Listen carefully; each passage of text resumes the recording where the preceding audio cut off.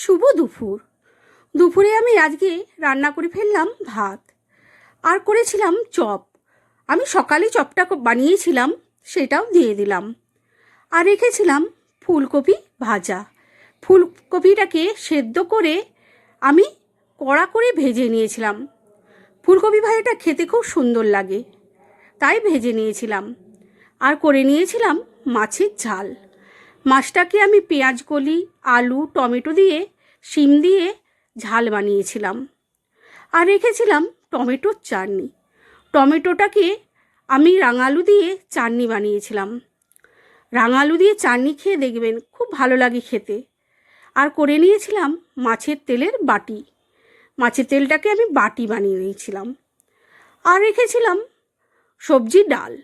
মুগ ডালকে আমি ফুলকপি, বিনস, গাজর, বরবটি, কড়াইশুঁটি দিয়ে আমি বানিয়েছিলাম। তোমাদের কার কেমন লাগলো জানি।